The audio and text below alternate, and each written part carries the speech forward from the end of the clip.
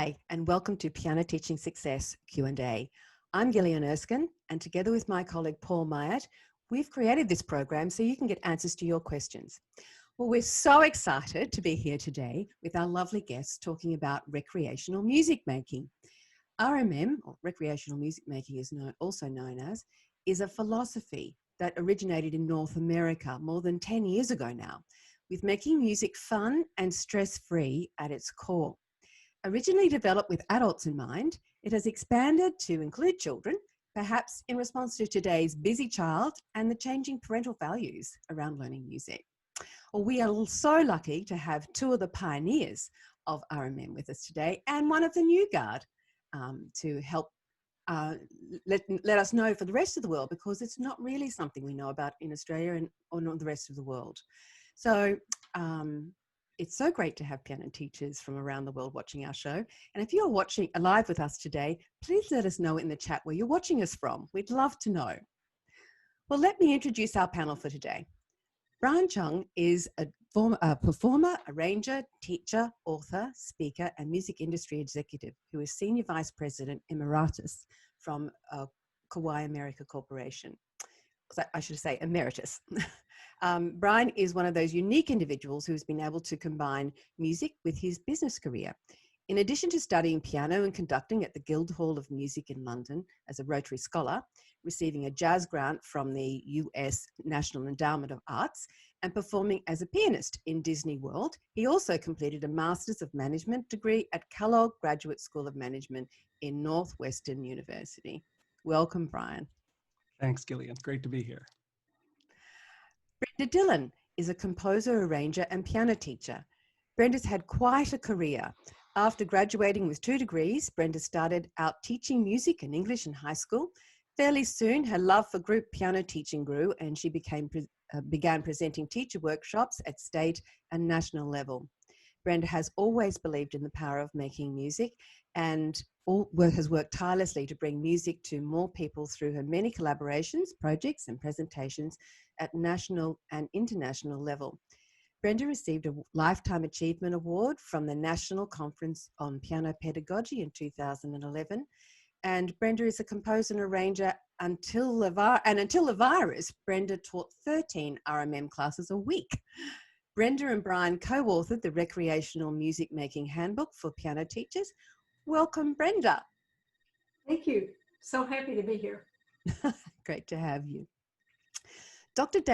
Nan Baker Richardson joins us from Salisbury, Maryland.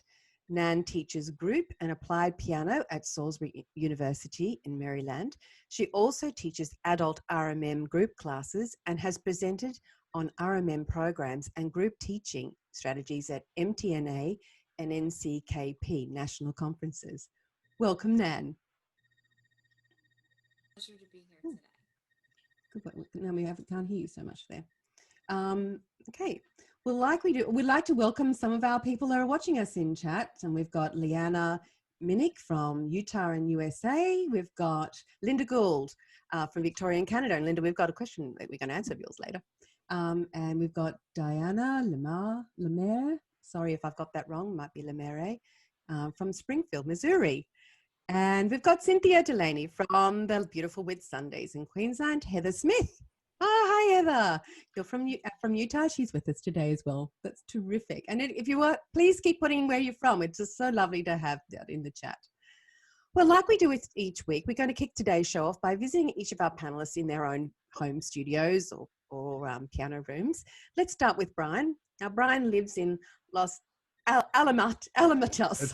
Yeah, it's just a small city just south of LA. If anybody knows Long Beach, I'm just south of Long Beach, California. So say that for me again, it's Los Alamitos. It's a small town just south of Long Beach, California. So if you think LA, think about 30 minutes down south from there. Lovely. We had a little map there to show everyone where we are.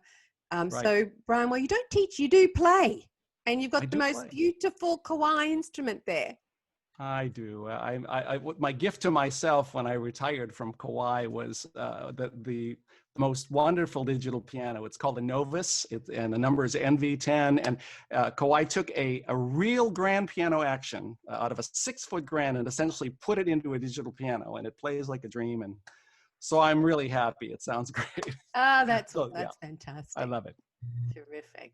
And Yeah. you're involved in the piano teaching community with your speaking and virtual keynotes. Is that right? That's right. That's right. I've done a lot of speaking. I have talks that I do on classical improvisation and also in jazz improvisation and arranging.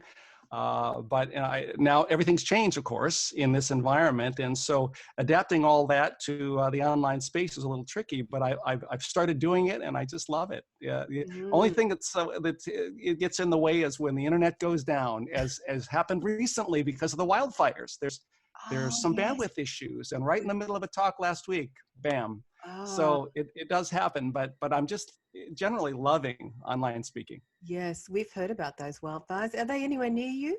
Or are they more? Thankfully, no. My cousin almost lost her home within 3 blocks, but she's safe. Oh, yes. Well, we've had Crazy dreadful bushfire.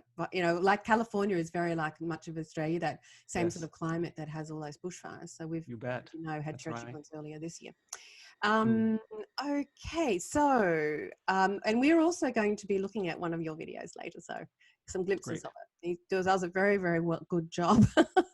Brenda, you live in Frisco, which is a suburb of Dallas, Texas. It's kind of in the middle. Tell us about your home studio, Brenda. Well, actually, my husband and I work together, and we really call it our music room. We have computers side by side. He is also a musician and is an expert on Sibelius and does a lot of engraving, not only of all of my music, but lots of other people's music as well. And we just have a good time. We really enjoy our life, and we feel like even though we understand that it's really hard with COVID and all of the problems, we feel grateful that we're able to stay safe and really work on what we really enjoy doing. Yeah, and it's so lovely you share that passion together. Yes. Yeah, that's terrific. Nan, you live in beautiful Salisbury, Maryland. Salisbury looks like one of those. I looked it up. Salisbury looks like one of those beautiful quintessential American like city or towns. Is it a town, or what would you class that as? Because it's quite city. small. It's a small city in the state of Maryland. It's a hub on the Delmarva Peninsula. So we have a university in our city, Salisbury University, and it's a college town. Yeah, it looks beautiful. Some of those quintessential homes that we see in American movies. It's just lovely. Yes, in the movies, yes. So we also have a photo of you with one of your adult RMM classes. Right, yes. There are 6 people in that particular class, and I generally teach anywhere between 4 and 10 adults in a given RMM class. Mm-hmm. That's terrific. And that class, the great thing about RMM is just so flexible, isn't it? It can be whatever in any sort of setting that you have. And we're going to talk about that later. But this one is in a lab. A keyboard lab, is that right? That's correct. This is in a keyboard lab with a conferencing system. So everyone has headsets and headphones. So they have the ability to have the privacy of their own keyboard while hearing the teacher, or they can be paired with one another for group or partner playing. Yes, yes. But we're going to hear later that's one way of doing it. But also we're going to hear from Brenda how she did it with just 2 keyboards, 2 pianos as well. So there's just lovely flexibility that if you wanted to do this in any setting, it's flexible, isn't it? Absolutely. So let's look at what is recreational music making. Brian, could you talk to us about that? Sure can, yes. Gillian, when you started, you mentioned that RMM was an acronym, and it stood for 3 words, Recreational Music Making.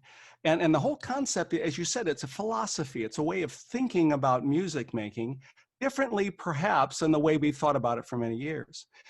The idea is that it's not based on achievement. It is not based on mastery or performance, again, as so much of music making has been for so long. It's about creating fun, really enjoyable, fulfilling experiences for people, regardless of their skill level, regardless of their age, and invite people who have never dreamt that they could even be close to music making to come in and tell them the water's fine. be part of what we're all about. And if we can do that, my feeling regarding RMM is that it's the key that can help us transform the entire music making world. If we can do this well and we can embrace it, we can change our world. And we're going to do, as a bit of an introduction, Brian, I first became aware of your work through your presentation for MTNA conference this year. It was just so thought-provoking. It's something I feel every piano teacher should see. And we'll put a link to that video, the full video, in the show notes. But in the meantime, let's run through some of the key points of that presentation. Tell us about the 95%. Sure. There is, I like to use this iceberg. Now, if we imagine this is the population of, in this case, I used population of the United States. You know, we'd like to think that we're reaching out to everybody, but the reality is, like an iceberg, there's only a certain part of the population that we ever see. It's the little tip. And I used it, I used just a rough idea. I said, maybe 5% are serious music making. Now that's really optimistic. Yeah. If we said serious pianists, the number would be really, really small. So the reality is, if you look at what's underneath that part of the iceberg, what's beneath the surface, is millions and millions of people who are just not with us. We are not on their radar. People who never played or never thought they could play. They actually could do it if given the right opportunity. Or people who dropped out, you know, people who just said, I quit. And if we use this idea of the other 95% that we don't see, in America alone, that would be over 270 million people who always wanted to do what we do, have just never felt comfortable in it. And again, with the idea that if we can invite them in to be part of what we do, if we can get them to embrace music, there's ways that they will transform everything for us. I don't know if you want me to talk about my quadrants. I do, your Golden Quadrant. Okay. Tell us about that. Yeah, you can watch the video, and I just give you the skinny on this. I divided activities that people get involved with into 4 quadrants. If the quadrants are higher, it means they have a higher impact on the world. Okay, if they're on the bottom, they're lower impact. And then if that's on the left, just a very small number of people participate. And then if they go to the right, lots of people are participating. So you see the 2 on the bottom. They're not ones I want to talk about now because they have a very low impact. Like, I mean, if there was a National Association of Snow Shovelers, I mean, who would really care, right? So nobody would care, especially in California. So that's that lower left quadrant. It's a low impact on a small number of people. Then there's on the bottom, there's also one on the bottom right of that chart, showed a low impact on a large number of people. And that's like things like video games and things that, you know, millions of people do them, but they really don't affect the world very much. What I want to focus on are those 2 top quadrants of high impact. One says on the left, it says high impact on a small number. And the reality is that's us. But the one thing that we can never do from that place, that's that quadrant, is to reach our dreams. When I say that, I mean this place of fulfillment where all of us feel like, wow, if this couldn't be better, that we would be respected, that we'd be honored. People would look at us with a sense of honor that they give to a lot of the sports coaches and other people besides us. That when it came time for budget time for people in institutions, they wouldn't give all the money to the sports department or the technology budget. They would fund the music budget. We always seem to be second fiddle for in so many places. So the idea is that if we could cross that chasm, move from the upper left quadrant into the golden quadrant, which is high impact on a large number of people, everything changes. As soon as you get lots and lots of people doing what you're doing, it elevates everything. And we know that because sports and computers are the prime areas in which they have reached cultural imperative status. In other words, everybody feels like their kid should be in sports. Everybody feels like they have to be in computers in some way. So those folks are in first class. Everything goes the way they want. We can get there but we need RMM to take us there. Yes, and and it can happen in a relatively short period of time. And you use a soccer analogy about that, don't you? I do. Do you call it soccer? Yeah. Okay, because I think it's I know some people call it football. it's the UK guys call it football. That's right. Okay. I know you have other kinds of football with Aussie rules and other things. Yeah. I get a little confused. Okay. So anyway, I tell a story about a sport that was really, that found its way into the Golden Quadrant, but was not expected. This is a slide of 1974 when I was a senior in high school here. And nobody knew about soccer. It was just kind of a bizarre sport to most of us. We couldn't figure that out because you couldn't use your hands. So nobody did it. So the interesting thing was 15 years later from that, when I was married and had 3 kids, that time, I put all 3 of my kids in soccer. And it was like, I couldn't believe I was doing this, but every single parent around me in my world had their kids in soccer. So I'm looking back at that and saying, in 15 years, millions of children are playing soccer. They did it because their slogan was this. You can see this slide. It's the American Youth Soccer Organization had this one theme, and that's everybody played. Everybody plays. They made soccer accessible and fun and social. And because of that, it became the place where children wanted, or parents wanted to put their children. And so they reached the Golden Quadrant with millions of people. So soccer became kind of a priority for so many families. Now, the interesting thing is someone might look at that and, I dream of that for music. I dream of a place where almost everybody sees it as a cultural imperative. They have to have their children in music, right? That's what we all dream about. But there might be some people who say, okay, everybody plays.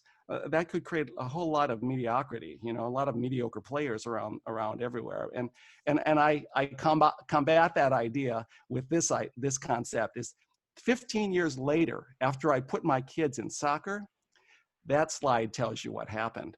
The American women's soccer team won 3 women's World Cups, and the men made it to the World Cup 7 straight times.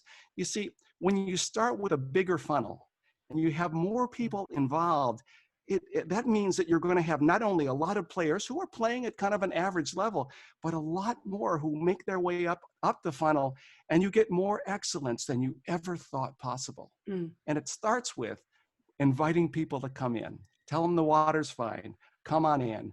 And building a culture in which not only you're creating musicians, you're creating audiences, because people who understand the art form will support everything we do, whether it's our CD, our recordings, they'll come to our concerts, they'll do all kinds of things that we're disappointed about right now. So the key to bring our way into the Golden Quadrant and having more people in our world than we've ever seen is recreational music making.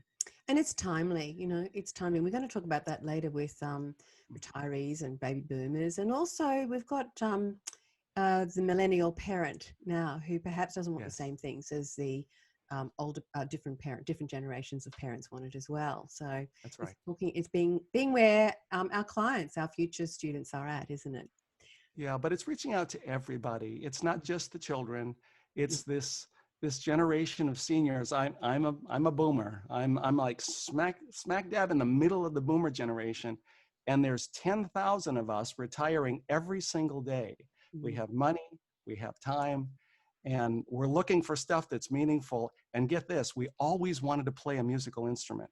82% of us always wanted to play a musical instrument. It's like there's this group crying for what we have. And right now, we don't have anything for them. There could be nothing worse. So I'm just hoping that people watching today and people across our profession will devote at least a portion of their studio time, a portion of their careers to reaching out to the other 95%, because it will transform everything. It certainly will. So Brenda, how did you become involved in RMM? Well, prior to getting involved in RMM, I taught for many years in a community college, taught music theory and secondary piano. And the real focus of the job was primarily to prepare non-piano majors to be able to pass proficiency exams when they transferred to universities. And I like the campus, like the students, but I thought some of this is not fun.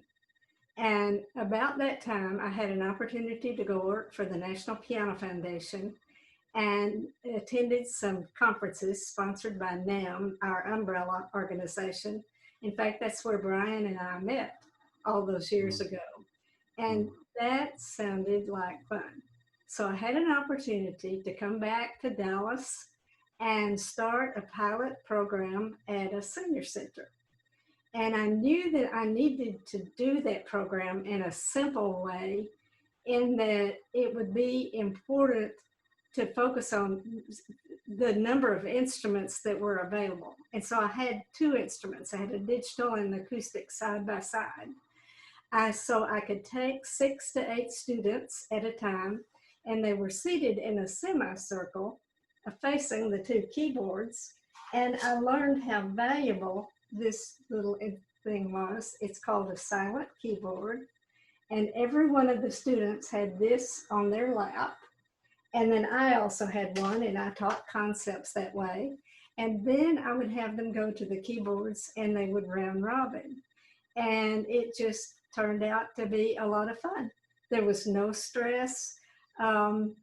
We laughed a lot, but I learned in no way is this the dumbing down of piano.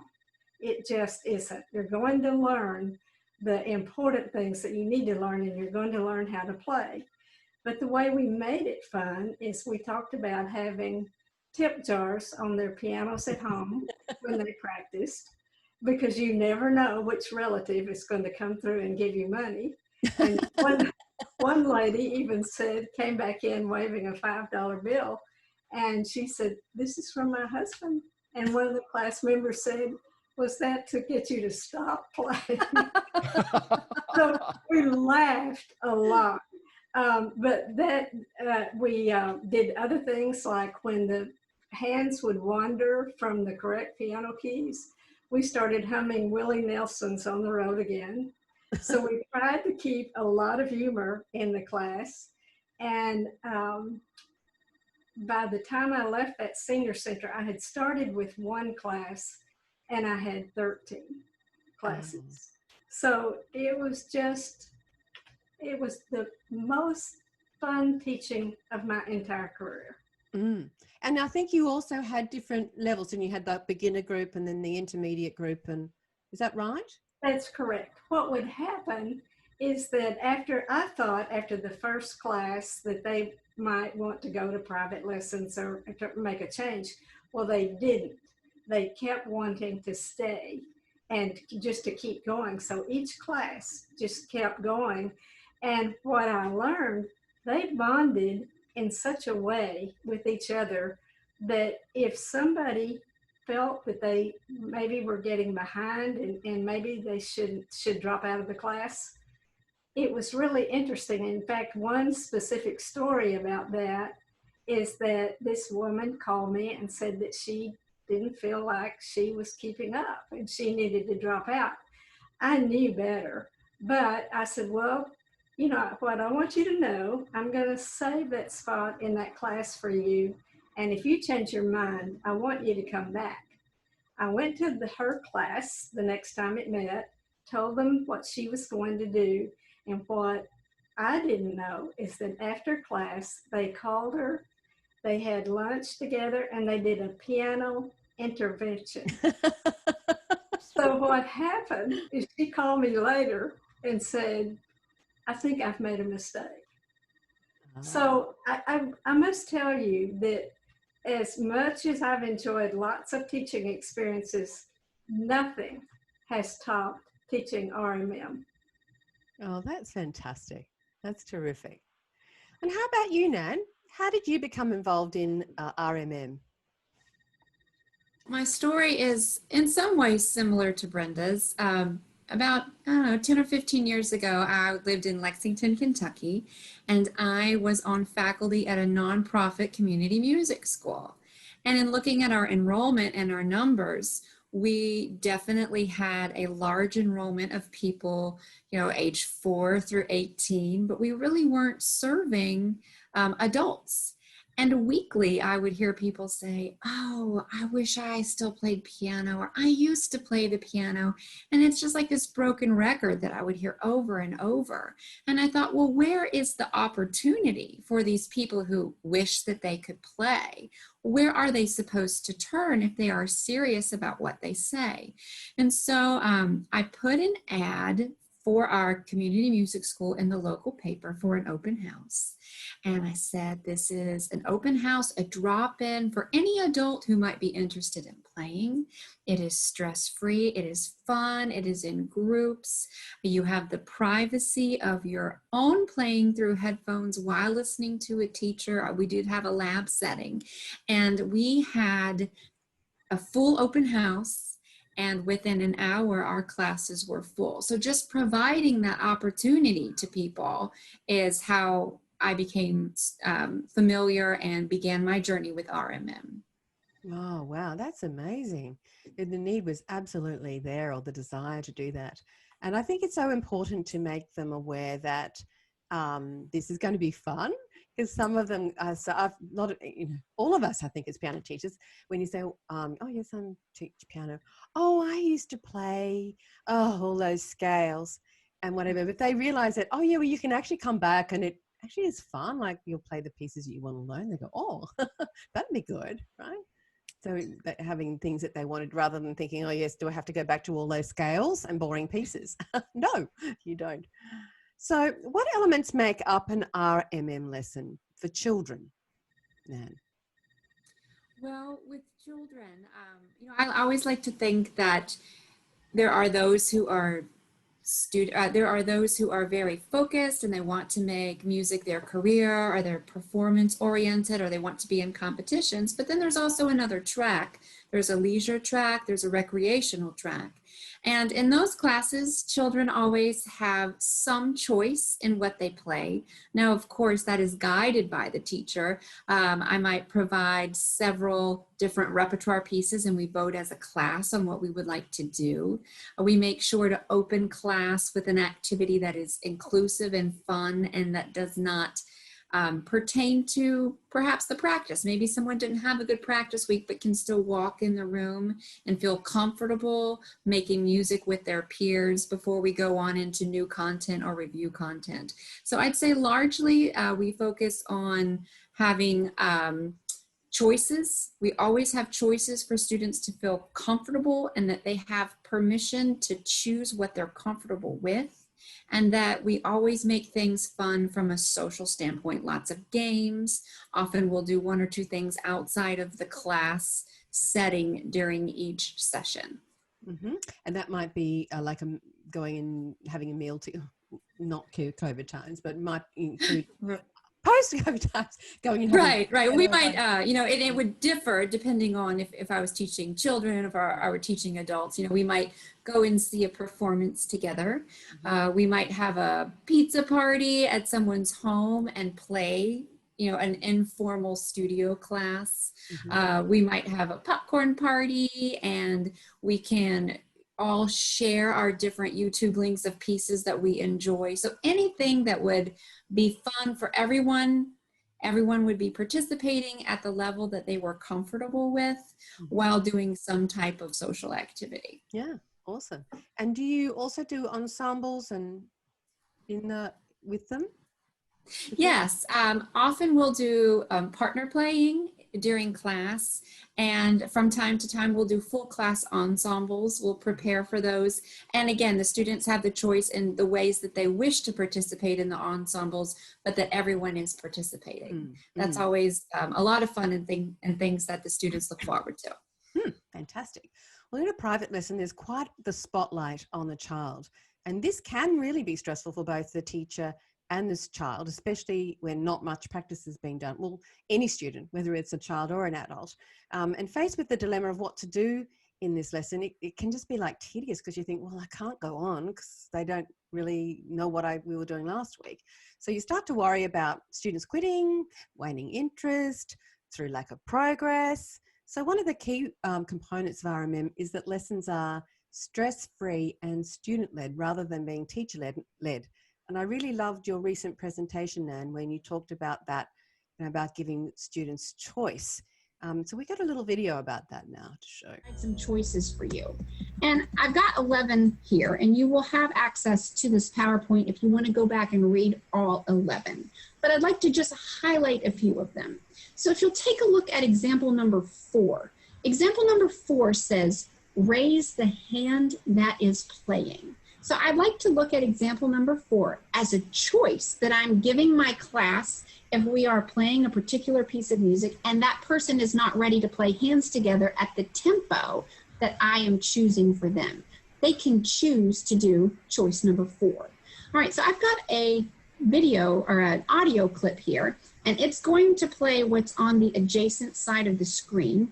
This is an arrangement of I Walk the Line, Johnny Cash, by Brenda Dillon, who's actually on this call. Thank you, Brenda.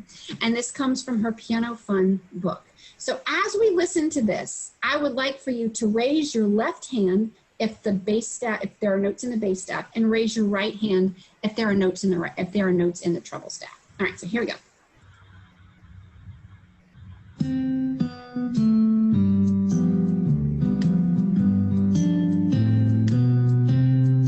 Left hand starts. Left, left, left, right, right, right, right, right, right, left. 2, 3, 4, hold. Left, left, right, right.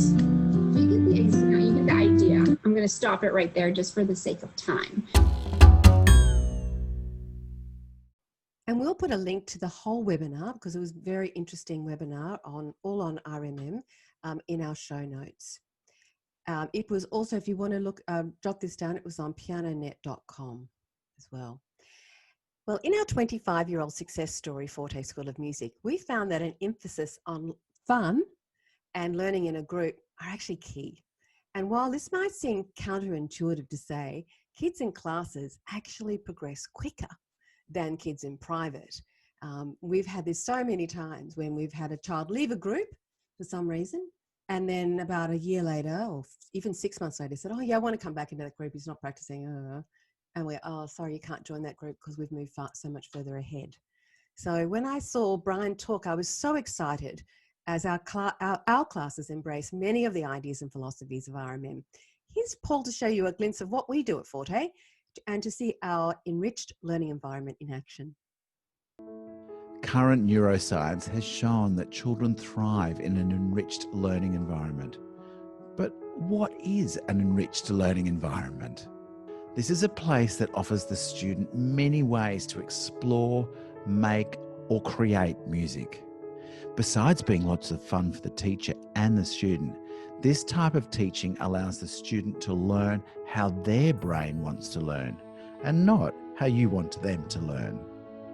This is a big factor in all education at the moment. At Forte School of Music, our classrooms are enriched learning environments that provide students with the opportunity to learn, move, sing, play, experience, and create. But you know, every piano teacher can have an enriched learning environment. Doesn't matter whether you're at home, in a school, or in commercial premises. I'd like to share a clip from a class of 6-year-olds who have come to lessons each week with their parent. In this snippet of a class, you'll notice the activity starts with movement and singing, and then each child returns to their parent to practice what has been learned.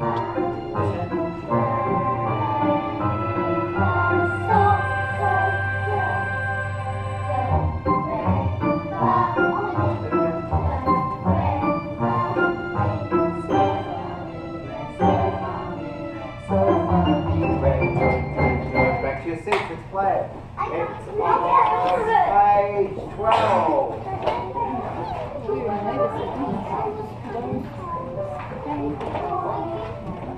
Page 12 of our books. Yes. Everyone's playing. Right. Who's ready to do a solo? Here we go.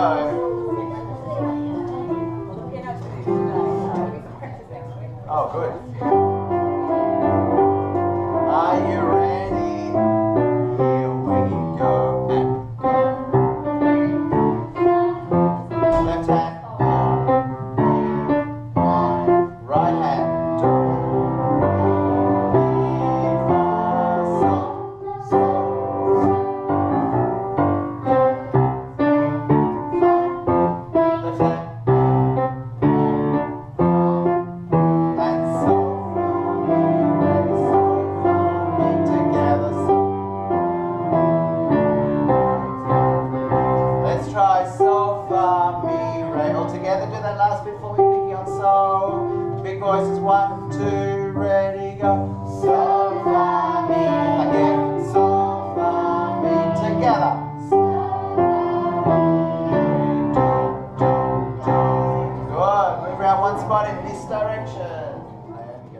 as piano teachers, we all know that repetition is our friend. So to create a more fun way to do repetition, the student moves from one parent to the next. Right hand first. Go.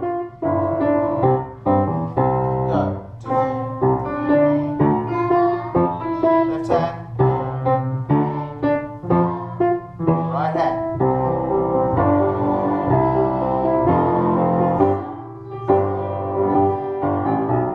Here we go with the music.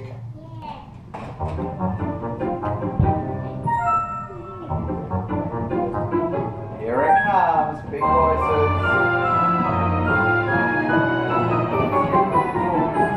And that do, re, fa, left hand, do, re, right hand.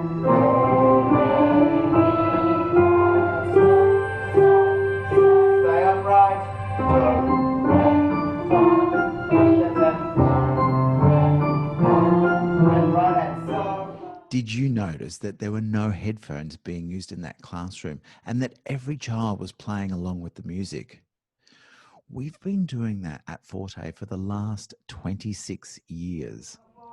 Let's watch the next minute or so of this lesson to see the enthusiastic way the children get up to play a solo. I love seeing the confidence they have developed through this process. Big collar.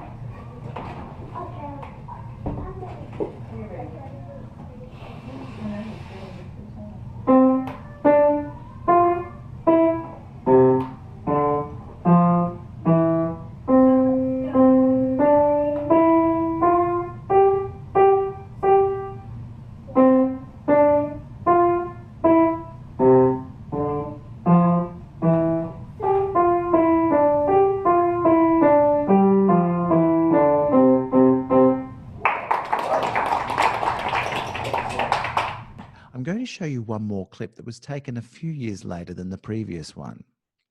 You may even see some of the same children in this clip. The piece being played is called Waltz Mystique by Ray Moore, which is from the Grade 4 Trinity College exam syllabus. To learn this piece, the children all had a task, which was to play either the bass line, rhythm, melody, or the counter melody that I made up. All the parts, except for the counter melody, are identical to the piece. Students then performed this as an ensemble, and after mastering the ensemble, they then taught each other their part and gradually built up the whole piece. There are no backing tracks used in this video. Each child is playing their part on their digital piano using the sounds from the digital piano. At the end, you'll see this ensemble morph into the actual exam piece. Notice when the students go into the rallentando, they all get a little bit out of time, but when the tempo comes back in, they magically get back into time.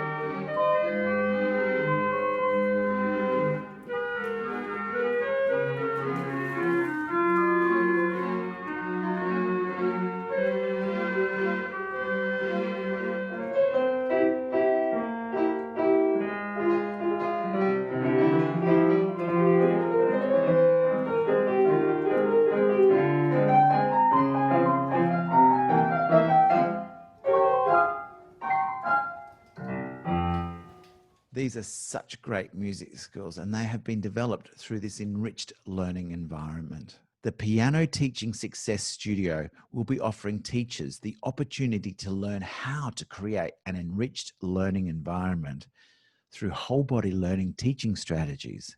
Feel free to join the waitlist for the studio so you get in first.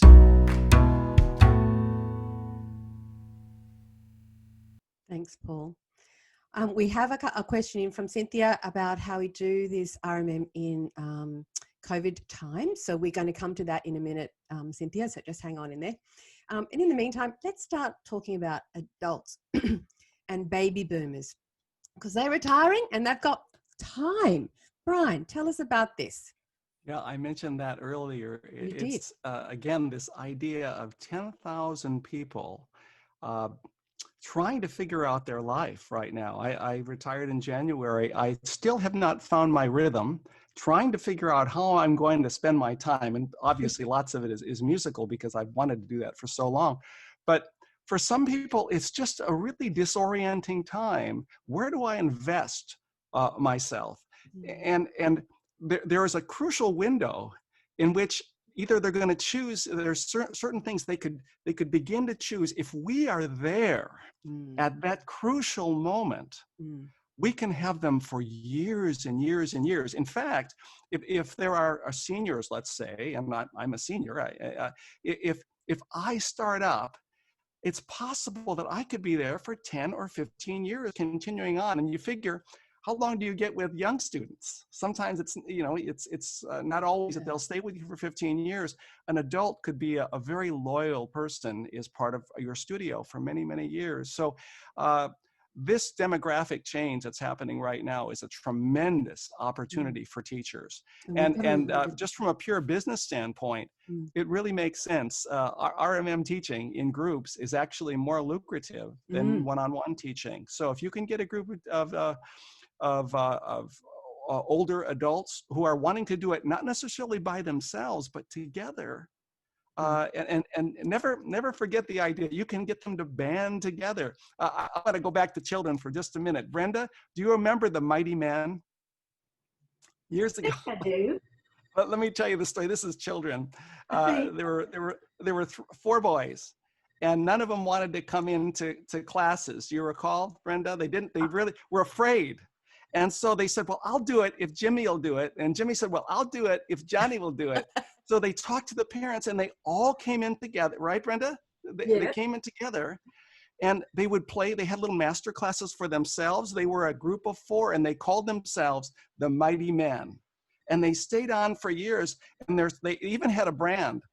They had T-shirts that all said the Mighty Men. And then they had a sub-theme for their brand, which is, we can play faster and louder than anybody. And so they stayed on for years. And so, don't think of, I've got to find one adult student, because adult students have friends. And maybe by saying, well, what if you invite a few of your friends to come in? We can tailor it to experiences that you have together.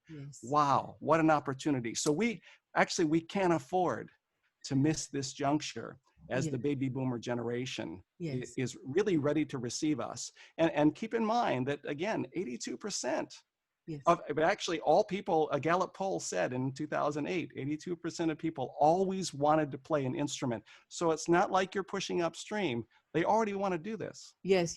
And I think the other thing is, I remember when I had the music school, we did have adults sort of wanting to come, they'd inquire, but they were very shy about doing the whole group thing. So it's about really setting it up so that they realize they're not going to be put on the spot. It's really going to be super stress-free, and it's going to be fun, and making sure that we aren't really putting the spotlight on them, because they don't want that.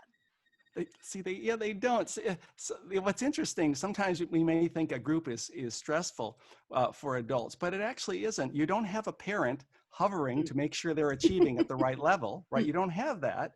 And honestly, a lot of adults don't really want to become the next Horowitz. In fact, most of them don't. They really don't. All they want to do is play, as we know, their favorite Beatles song, right?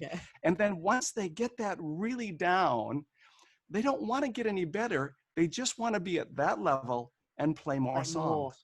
So the truth is, and they want to play it for their friends. That's what it's all about. So you have these social events like Brenda talks about, and tip jars, and kind of gatherings where they're invited to play. Early in RMM, there was this idea of it. What was it, Brenda? It was called the celebration. It wasn't a recital. It was a celebration. So people got together and had a dinner. Tell them about that, Brenda. Parties, a lot of parties. I can remember those. Because what we learned, at least in my classes, all solo playing was volunteer. Well, what I learned is that eventually they all volunteered. And I have wonderful photographs of a student who was playing, and this was at one of the retailer stores. And when she ended, she started clapping for herself. And so you're right, that those parties are incredibly fun. And Brenda, no one was required to step up. You didn't have to. You could sit and listen to everybody else. Everybody was having a nice meal. And if you were ready, that's when you stepped up. And only if you were ready, but almost everybody stepped up. It was the amazing thing. Well, some of the students would say, I didn't think I played really well, but after hearing this other person, they got real motivated to get up and try it. Yeah. So it was really interesting how I found that they weren't really necessarily competitive, though. They wanted to work together, and that collaboration is, to me, the success. Mm. Well, we find with our groups, it's a positive, we often say sort of positive peer pressure, but it's not even that. I mean, with adults, they hear each other and they are sort of encouraged that if someone else can do that, well, maybe I could do that. Maybe I can. Absolutely. Which is there.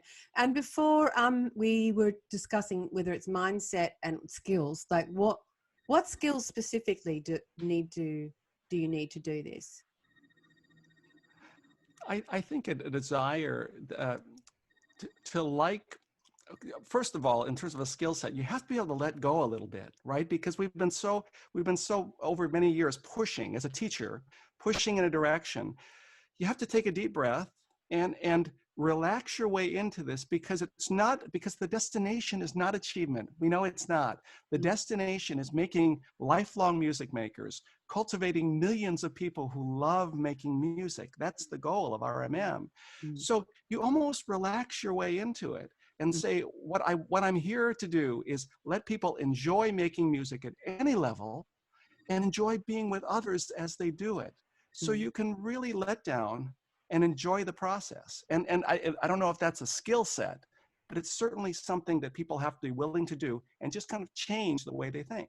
Yes, and that's exactly right. So, well, the beauty about RMM is that it's a philosophy with guiding principles. So there's just so much flexibility. Certainly the principles are group setting, that is student-centered, that it's social, that it's a very social, the social connection with the students in the group, and that it is stress-free and fun.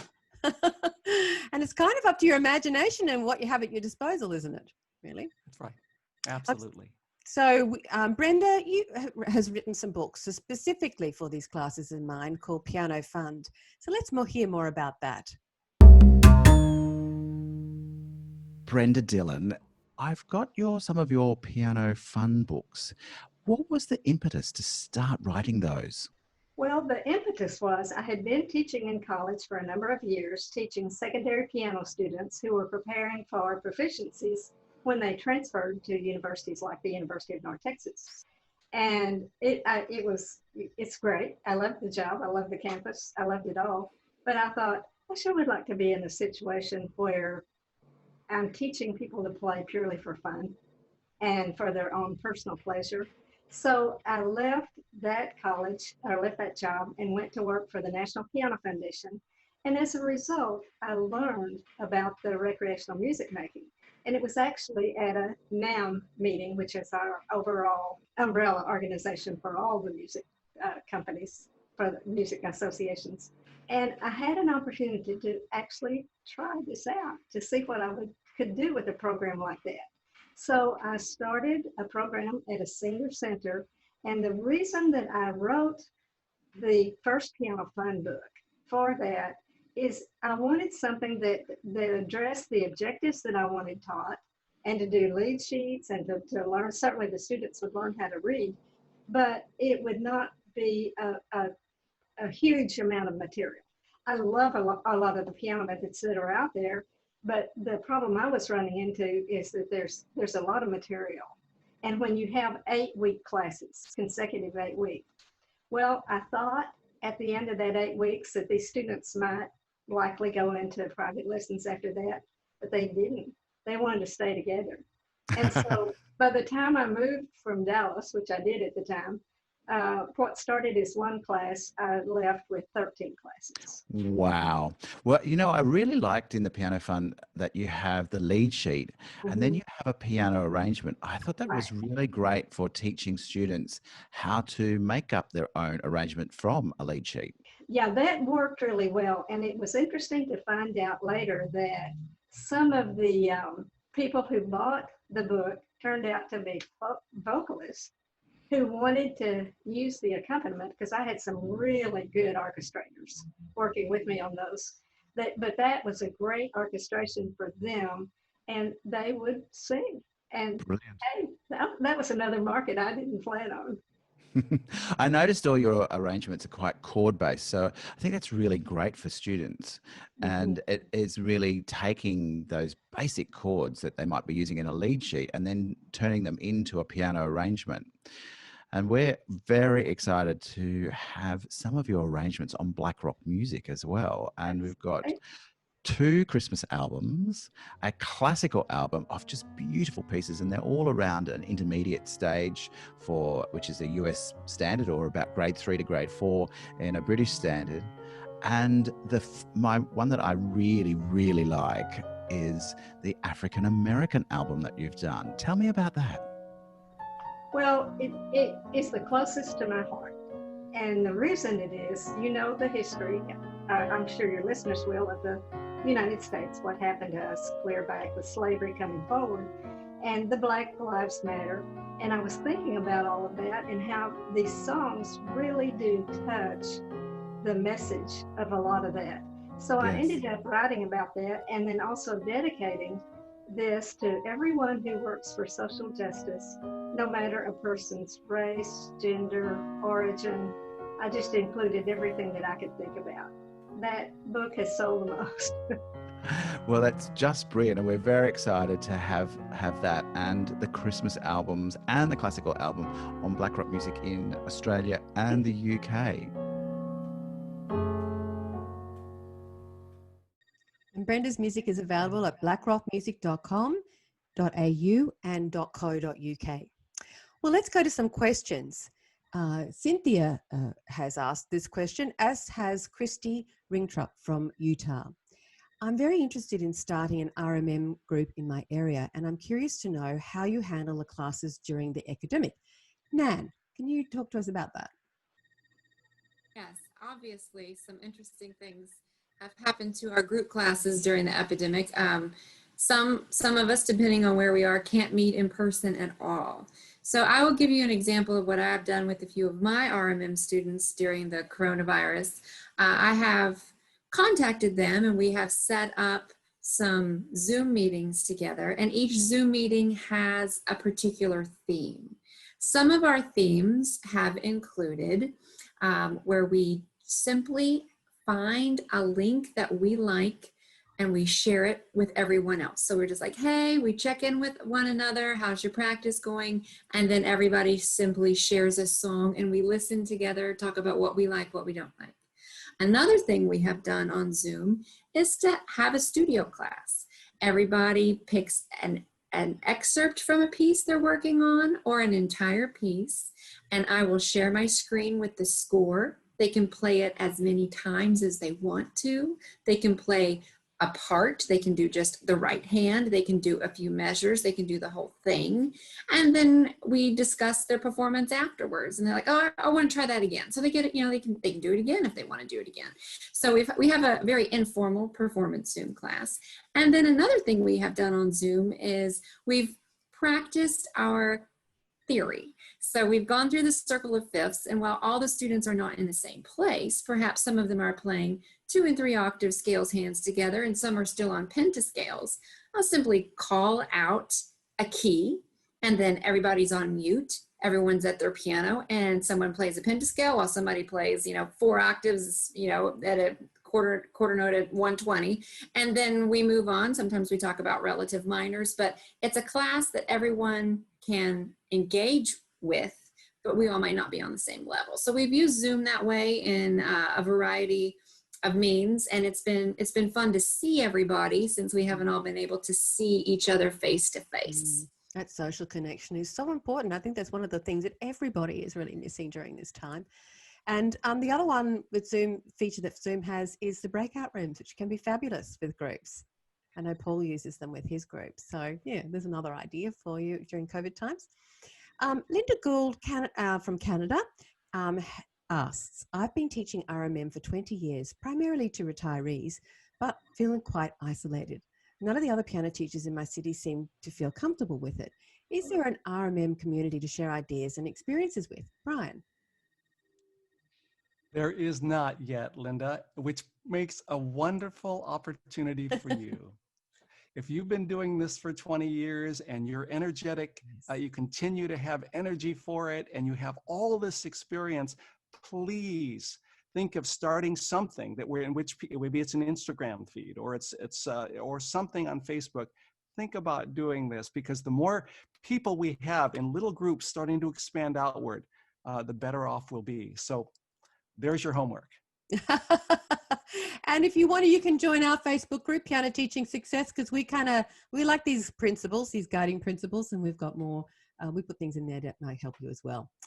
And Brian, on your recent, or on the MTNA presentation, you shared this thought on, which I thought, it was a final thought, which I thought was very poignant, and we want to share with everyone today. There is an unofficial hierarchy in our profession that gives the greatest honor and attention to those who teach at the highest levels. This is a normal hierarchy that exists in many professions. Those at the top are regarded as the most important and relied upon to lead those at the grassroots to greater skill and a better future. Now, with all due respect to the teachers of the elite, many of whom we would regard as our personal friends and colleagues, the future of our profession in the big picture depends on turning that hierarchy upside down. We need to make the grassroots teachers, the nurturers, the ones who are willing to meet people where they are, the very focus of our strategy. We need to give them the greatest attention and at least an equal portion of the honor. We need to encourage them, assist them, and extol them. Why? Because they are the ones who can dramatically change our world. They are the key to overflowing music budgets in our schools, the key to huge audiences for our recitals, to massive CD sales, and to having tens of millions more across our culture who actually know who we are and respect us for what we do. If the nurturers get what they need from this profession, and if they are willing to personalize their teaching to reach the other 95%, they will transform all our lives. Who are these nurturers I'm talking about? You. You who through RMM have become some of the most important people in the world of music making. You hold the big picture of this profession in your hands. And I want to thank you in advance for your willingness to lead us into a future that is bigger and better than we have ever known.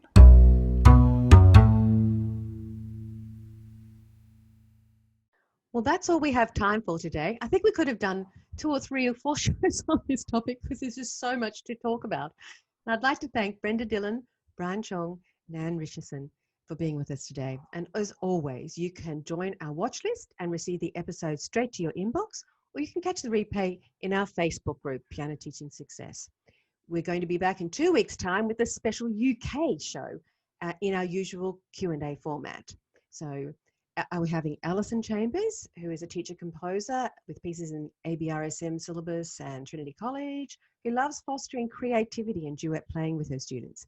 Josie Thomas, who is president of the VMTA, or Victoria Music Teachers Association, who's an experienced piano teacher, and you may recall her contribution last week when she mentioned only a third of her students are doing exams.